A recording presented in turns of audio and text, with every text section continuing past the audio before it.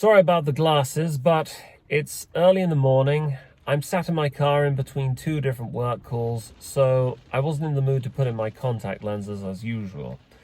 Anyway, here I am now, and I'm going to be talking about the riots that are going on in Northern Ireland, and which I believe have spread to Glasgow as well.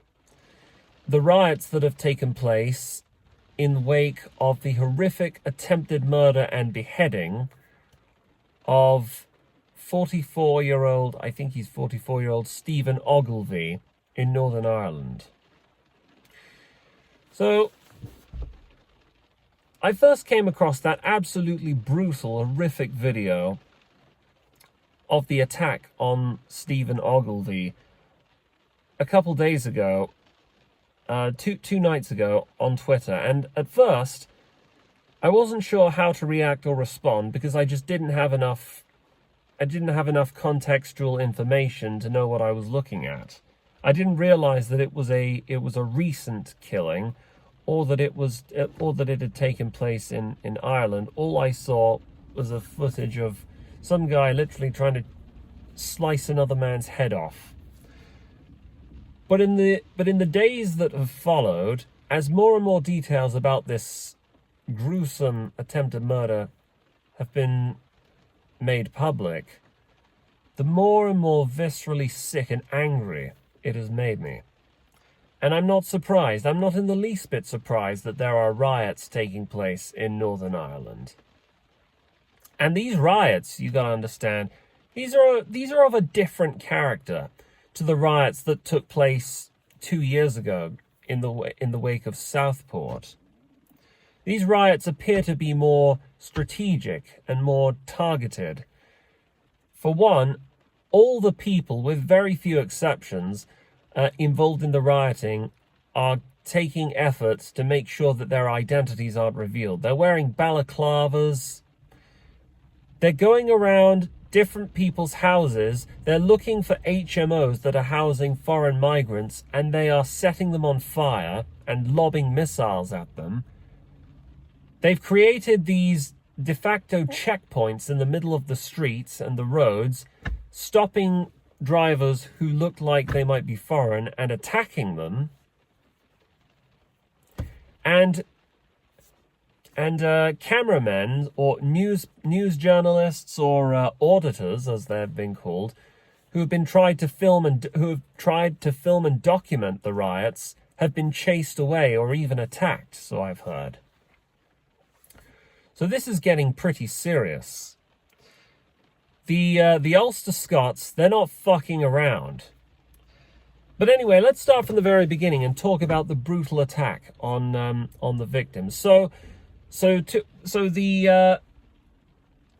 all started a few nights ago when a Scotsman by the name of Stephen Ogilvie was just minding his own business, walking in the street, when all of a sudden this unhinged lunatic, I forget his name, but it's some silly Arab North African name, something like Hadiababuti Ashabamatu or whatever. I can't be asked to check right now. Came at him with a knife, with a Stanley knife, pinned him to the ground, and stabbed him in the face multiple times, tried to slice off his nose, and then tried to slice off his head, slice his neck off. It gets me really irritated when I see how this case has been reported in the mainstream media. Like, I couldn't believe what I was seeing when I looked at coverage of the attack on BBC News. First of all, they described it as a stabbing. A stabbing. Let's be clear on one thing. This was not a stabbing. This was a mutilation and an attempted beheading. This is absolute savage barbarism. It has no place in this country. It has no place in Northern Ireland. It has no place in England. It has no place in Europe. Never mind Northern Ireland, which up until recently had hardly any immigration from anywhere in the world. This happened in the middle of the street with people who actually witnessed it and filmed it. And you can see the brazen, psychotic nature of the attacker was such that he didn't stop what he was doing, even though there were people watching in the distance. There was literally one guy who came and had to attack him, to fend him off with I think a wooden shovel to get him to stop. Now think about the nature of what that entails. What does it say about the nature of this criminal that he would ruthlessly and brutally mutilate someone's face in the middle of the street in the evening, even though there are witnesses literally there in front of you to watch this happen? It's a whole new level of savagery, which certainly it's not common to these parts. And shortly after that, I think by the following day, news had been circulating that there were these peaceful protests.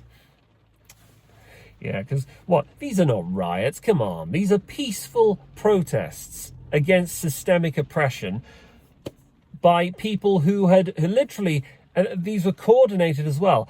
People were, messages were being circulated advising local business owners to close up shop early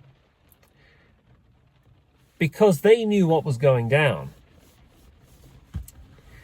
And then by yesterday evening, actually no, by 2 nights ago, by that very evening, we were beginning to see the carnage unfold on the street. We were seeing mobs of masked men walking down streets, targeting houses which they know have been let out to foreign occupants, to foreign migrants. So these are HMOs, and setting them on fire. We also saw footage of journalists and camera auditors trying to document the riots being chased away. I even recall seeing this one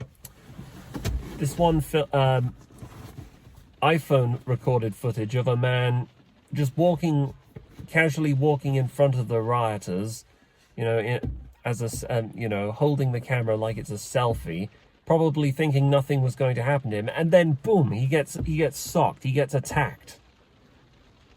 Something is different. Things are different now. It's not surprising in hindsight that things have got to this point, that people are now mobilizing out in the streets with the intention, with the express purpose of causing violence. But it is surprising, it's always jarring from the perspective of somebody who was born and raised in a country where there was no organized violence or civil unrest by anyone, and certainly nothing of this regularity or scale, and then watching us transition from A to B to this point where now it is becoming a recurring theme, because this is the second year in a row where we've started seeing these public disturbances. It all began in Southport in August and July of 2024, but they've been happening each year afterwards, typically in the summer months, in random locations across the UK, and they've been entirely sporadic and reactive. But the nature of the riots and the protests are changing, because it seems to me that the people taking part in this peaceful protest, I'm going to be ironic and call these peaceful protests because I think it's funny. Yeah, these are peaceful protests against systemic oppression. It feels like they're done with trying to bargain with the police. They are now trying to take matters into their own hands. They're trying to fuck shit up. They know where the houses are that are housing foreign occupants, foreign migrants. They are trying to scare them away and get them to leave. They know the buildings that are being used for this purpose, and they're setting them on fire. They're harassing and intimidating people who get close to them, who try to film and record them so that they can't be arrested and put to justice. So this is no longer, we're veering away from heated protest territory, and now we're getting into full-blown riots. I say that, I'm still going to call them peaceful protests though, because harkening back to the old summer of love of 2020. But yeah, shit's really going down. I mean, the character of these protests are entirely different to even the Henry Novak protests that took place in Southampton. Because it's not just bins that are being thrown, it's Molotov cocktails. Stuff's being set on fire. Cars are being set on fire and then being driven or pushed into houses that are occupied by foreign migrants. And this is, so far, this is the second night in a row where the unrest has been going on. I sit here with a mixture of excitement and trepidation and wondering how the state is going to react to this. Because the state, the institutions, they seem utterly unprepared for how to deal with this. I mean, for one, speaking as somebody who's watched the newspaper coverage and the news coverage of this by the mainstream media, they're completely out of ideas. Like, they've become broken records. All they're doing is repeating the same horseshit that we've been hearing for decades up until now. First of all, they tried isolating this incident as though it was just a one-off and that there's no contextual history of similar savage migrant attacks behind it. They act as though we were all born yesterday, and they try to, it's utterly disgraceful. The way they cynically describe the attack as a stabbing.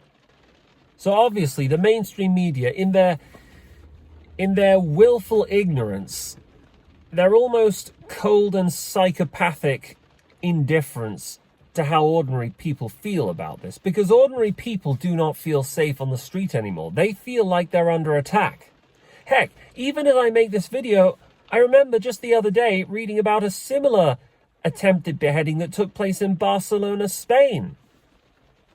I'm surprised that riots haven't broken out over there too. But this is happening all over Britain. This is happening all over Europe, all over the West. This is going to this is radicalizing people in a way that no amount of political discussion ever could. Already, people are beginning to drop the middle-class sensitivities. Already, the polite nature of the protests is wearing away. I'm seeing less and less. Even years ago, I remember coming across people who were who were sympathetic to the rioters during Southport, but who were trying to advocate peace and calm because violence was not the answer. I'm not seeing a lot of that now. The calls for calm are being ignored and rejected. And honestly, if you want my honest opinion, so they should be. That this is not the time to be calm. A man is almost beheaded in the middle of the street, severely, brutally maimed by a maniac with a knife, who's been given life-changing, life-altering injuries all over his face. He's going to walk out of the hospital and never be the same person again. He's probably going to need intensive care and therapy for the rest of his life. And you think this is the time to remain calm? You're in for a serious wake-up call. Like, there needs to be a reckoning for this. The elites who allowed this to happen, they need to understand that there is now a cost that comes to having these unvetted foreign scoundrels into their countries. They need to know that there will be consequences. That they need to know that they've sown the seeds for a bitter harvest. Because up until now, they've been insulated from the consequences of their actions. The multiculturalists, the big business tycoons who have lobbied for mass immigration because it cheapens labor and artificially increases the prices of their properties and their assets. All those who are ideologically committed in one way or another to mass immigration because they love diversity and they hate this country. Well, if this is just the beginning. Now that the trend has started, it started in Northern Ireland, of people actually going around in balaclavas undertaking actions that could almost be described as paramilitary, militaristic in nature, ones with strategic objectives of finding local migrants who are being billeted in local buildings and actively targeting them. So far, as far as I'm aware, nobody has been physically injured, except of course for the man whose horrific attempted murder precipitated these disturbances in the first place. But that may well change, because you got to understand, Northern Ireland is no stranger to violence. I mean, just decades ago, and this is still within living memory for some, the entire province of Northern Ireland was plagued and beset by internecine violence between Protestants and Catholics. All sorts of horrific, we're talking car bombings, gunshots, and riots and mob rule and that kind of stuff. But how long will it be before this violence, this chaos, seeps into mainland UK? It seeps into England? How long is it going to be before that happens? And already, we're seeing evidence that the political class, they just haven't learned their lesson. Because I've read this newspaper article. There's a news article saying that the British government, the Labour government, they are reimbursing businesses who are paying for foreign workers' visas to come over here. Are they trying to make this happen on purpose? Do they genuinely not see a correlation between these economic policies and the carnage and chaos that's taking place on our streets now? And I'm going to wrap this video up by making it clear with this disclaimer that, of course, I don't condone this violence. But let me be clear, it's not that I think that the violence is in any way wrong or totally unjustified. It's not as though I don't share immense sympathy with the rioters. I mean, I'd be bloody well outraged if I witnessed a man almost get beheaded in the middle of the street by a maniac, and the very same government apparatus that was designed to prevent us, to protect us from experiencing this, wasn't doing its job and was effectively holding us ransom while these murderous criminals run free all around the country. It's not that I don't sympathize, obviously. However, I don't want to get arrested for expressing my opinion. I've got 2 jobs, and I'm in masses of credit card debt. And also, for practical purposes, if you're taking part in these riots, if the police come after you and they lob you in prison, you can't protect your women and children while you're locked in prison, and you'll be completely within their power. They'll find ways to screw you over as hard as possible. People have died in prisons. So just be careful, guys. Don't get caught. Violence and hate is wrong, etc., and so forth. But these riots did not these did not happen in a vacuum, and they're not going away anytime soon. And I'm not going to disavow them. I'm not going to condone them, but I'm not going to disavow them either. The British government needs to learn its lesson. We're not asking anymore. We've had enough. You've ignored us for too long. You've dismissed and ridiculed our concerns. You've ridiculed us as far-right knuckle-dragging racists and thugs. So that's how we're going to behave, as far-right knuckle-dragging racist thugs. That's all you're going to get. You get what you fucking deserve. Now, on a different note, this video has been a couple days late. The video about the Belfast riots and the horrific attempted murder of Stephen Ogilvy. But my trip to Makerfield begins very early tomorrow morning. I'm going to be taking a catamaran and then a system of trains. And when I say early, I mean the catamaran ticket I have is for 5:40 in the morning tomorrow. And I'm going to have to allow another hour in order to walk all the way over there to the end of the pier. And I probably won't arrive at my destination until 3 or 4 p.m.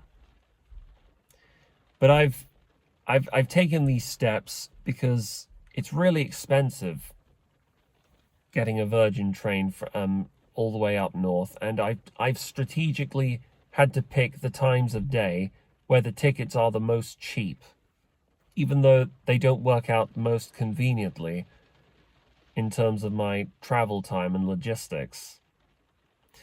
But anyway, there's my update. Fuck these murdering foreign savage migrants. Fuck the British government. There's going to be more of this. This ain't going away. Certainly not anytime soon.